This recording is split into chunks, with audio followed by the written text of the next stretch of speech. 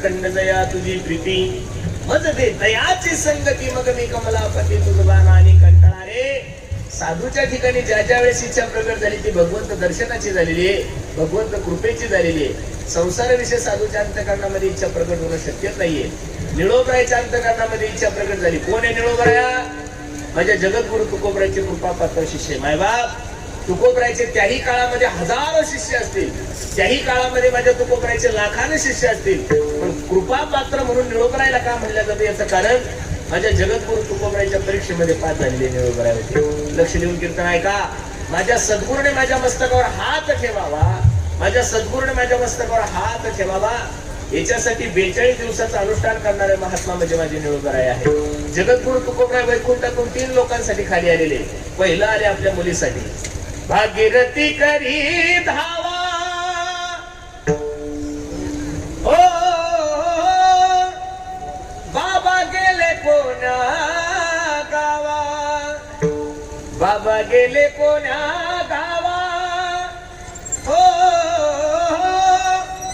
भागीरथी करी धावा. आपल्या स्वतःच्या कन्येसाठी आपल्या मुलीसाठी जगद्गुरु तुकोबराय वैकुंठातून खाली आले. एक. दुसरं संताजी महाराज जगनाडे ज्यांनी गाथ्याचं लिखाण केलंय त्या संताजी महाराज जगनाडेसाठी जगद्गुरु तुकोबराय खाली आले. 2. तिसरे तुकोबराय खाली आले माझ्या निळोबरायसाठी. 42 दिवसाचं अनुष्ठान चालू आहे. तुकाराम तुकाराम तुकाराम तुकाराम तुकाराम तुकाराम तुकाराम तुकाराम. तुकोबराय तर आलेच नाही, पण पांडुरंग परमात्मा विटेवर उतरला निळोबरायच्या दारात. निळोबराया 42 दिवसाचं अनुष्ठान केलंय निळोबराय. जर काही बरं वाईट झालं तर लोक काय म्हणतील? डोळे उघडा ना. निळोबरायने डोळे उघडले, जगाच्या मालकाकडे पाहिलं, सांगितलं येथे तुझला की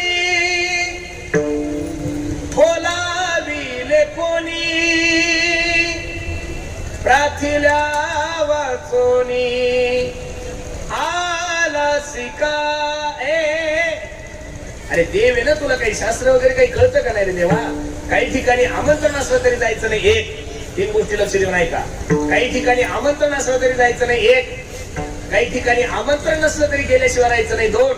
आणि काही ठिकाणी मात्र आमंत्रण असल्याशिवाय जायचं नाही. 3. आमंत्रण असलं तरी जाऊ नका. 1. आमंत्रण असल्याशिवाय जाऊ नका. 2. आणि आमंत्रण नसलं तरी गेल्याशिवाय राहू नका. 3.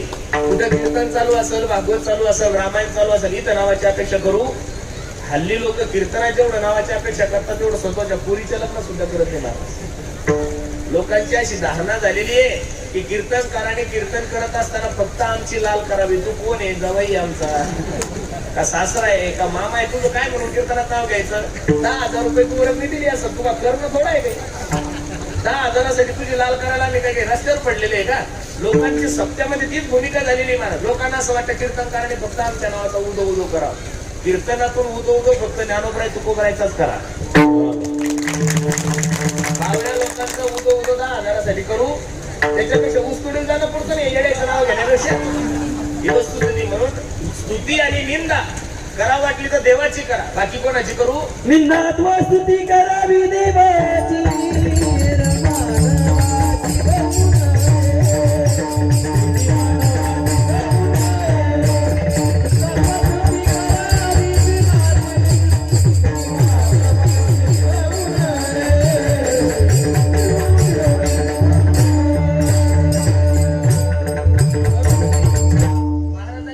सांगितलं स्तुती अथवा निंदा करावी देवाची. बाकीच्यांची करूच नाही. म्हणून काय झालंय लोकांना हल्ली परमार्थामध्ये नावाची अपेक्षा खूप वाढलेली आहे महाराज. एवढं कठीण झालेलं आहे. आमचं तर नशीब खराब आहे महाराज. आम्हाला तर कीर्तनातून उगा त्याला बाबूराव म्हणावं लागतं. अवघड झालंय महाराज. नाही केलं पाहिजे कीर्तनातून. आता करावं तरी काय, यजमानपद घेतलेलं असतं ते. पाकिट घ्यावं लागतं, त्याच्याकडून नारळ घ्यावं लागतं, त्याच्यामुळे एवढं वर्णन करावं लागतं. त्या सोडून कीर्तनाकडे या. काही ठिकाणी नावाची अपेक्षा करू नका, इथं या. महाराज सांगतात तुका म्हणे जवळी न पाचारी जावे, संत चरण भावे गावया. बसणारे मंडळी या इथं कोणत्याही प्रकारचा तुमची दिशाभूल होणार नाही. आणि आज सुद्धा महाराष्ट्रामध्ये सर्वात जास्त विश्वास जर लोकांचा कोणत्या व्यासपीठावर असेल तर या व्यासपीठावर आहे.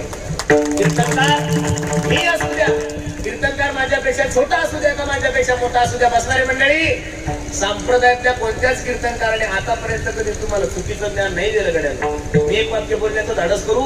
एखाद्या वेळेस कीर्तनकार चुकीचा असू शकतो. शरीर म्हणून, प्रकृती म्हणून त्याच्या ठिकाणी काही दोष असू शकतात, त्याच्या ठिकाणी काही चुक्या असू शकतात. पण कीर्तनकार सांगत असताना स्वतःच काहीच सांगत नाही. ज्ञानोबराय तुकोबरायचं सांगतो. त्याच्यामुळे ज्ञानोबराय तुकोबरायची वचनं कधी चुकीचे. अरे संप्रदायाच्या कोणत्या माणसानं तुम्हाला दारू पिण्याचं ज्ञान दिलंय? संप्रदायाच्या कोणत्या माणसानं तुम्हाला जातीवाद करायला सांगितलं? संप्रदायाच्या कोणत्या माणसानं तुम्हाला चुकीचं वागायला सांगितलं? नाही. म्हणून सुद्धा आजच्या तारखेमध्ये सुद्धा संप्रदायाकडे बघण्याचा दृष्टिकोन लोकांचा खूप चांगला आहे. म्हणून इथे येत जा. इथं आल्यानंतर फायदा. कीर्तनाचा अंग, कीर्तनाचा अंग होय अंग हरिरूप. काही ठिकाणी आमंत्रण असलं तरी जाऊ नका. कोणी तुम्हाला फुकट धाब्यावर नेईल जायचं, कोणी तुम्हाला फुकट दारू प्यायला नेईल जायचं. आता सध्या तर काही तुम्हाला कोणी पाजणार नाही. जिल्हा परिषद लागली की मग बेवड्याची मजा आहे. मग काय धाबे काय विशेष नका घेऊ. तोपर्यंत तुम्ही आता सध्या थोडं निवांत राहा. मला वाटत नाही आता ह्या वेळेस दिवाळीपर्यंत तुमचं काही खाय प्यायची व्यवस्था होणार नाही. ऐका, काही ठिकाणी आमंत्रण असलं तरी जाऊ नका. एक, काही ठिकाणी आमंत्रणाची अपेक्षा करू नका. दोन, आणि काही ठिकाणी मात्र आमंत्रण असल्याशिवाय जायचं नाही.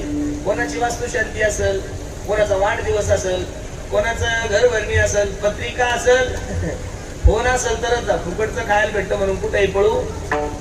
बिना आमंत्रणाचं गेल्यानंतर माणसाच्या जीवनामध्ये काय फजिती होती सांगतो तुम्हाला. दक्ष प्रजापतीची कथा आलेली भागवतामध्ये. दक्ष प्रजापतीने खूप मोठा यज्ञ ठेवलेला आहे. सर्व देवतांना आमंत्रण दिलं, पण स्वतःच्या जवळला म्हणजे भगवान भोलेनाथाला आमंत्रण दिलं. कैलासामधून विमानं जात असताना सती आई साहेब सांगू लागली, मालक ओ मालक, माझ्या बापाने खूप मोठा कार्यक्रम ठेवला, चला ना. भोलेनाथ म्हणतात, अगं मी लाडका जावई तुझ्या बापाचा, साधा एखादा फोन सुद्धा तुझ्या बापाने केला नाही आणि बिना आमंत्रणाचं जाणं सती योग्य नाहीये. बाया आडेल असतात, बाया कोणाचं ऐकत. सती आई साहेब म्हणू लागली, मालक चला ना. भोलेनाथ म्हणले नाही. सती म्हणली चला ना. भोलेनाथ म्हणले नाही. सती म्हणली मालक चला ना. भोलेनाथ म्हणले नाही. शेवटी सती रडायला लागली, हात जोडले, आपल्या मालकाला सांगितलं, मालक बापाच्या घरी जाण्यासाठी पोरीला आमंत्रणाची काय गरज आहे? जगातल्या कोणत्याच पोरीला बापाच्या घरी जाण्यासाठी आमंत्रणाची गरज पडत नाही. शेवटी भोलेनाथांना ऐक कळालं, ही जात ऐकणार. मला तुम्हाला एवढं सांगायचं, भगवान भोलेनाथाची बायको जर भगवंताचं ऐकत नव्हती तर आजकालच्या शंकरांनी ऐकाय घ्यायचं नाही. आपण फक्त कीर्तनात ज्ञान सांगायचं. अहम ब्रह्मास्मी तत्त्वमसी प्रज्ञानम ब्रह्म. घरी गेले बायको मध्ये भोप्या अहम ब्रह्मास्मी. आमंत्रण नसताना दक्ष प्रजापतीच्या यज्ञामध्ये सती आई साहेब गेल्या. सर्व देवतांना स्थान पाहिलं, स्वतःच्या मालकाला स्थान दिसलं नाही. वाईट वाटलं, राग आला आणि यज्ञ कुंडामध्ये उडी मारली. सांगू तुम्हाला, म्हणून आमंत्रण नसताना कुठं जायचं नाही. आमंत्रण असलं तरी जायचं नाही. आणि काही ठिकाणी आमंत्रणाची अपेक्षा करायची नाही. तिळोबराय देवाला सांगतात, देवा तुला बोलवलंच नाही तर आला कशाला? बरं मला काही भक्त प्रल्हादासारखं संकट थोडं आहे, काही प्रमाण घ्या. तैसा पर्याय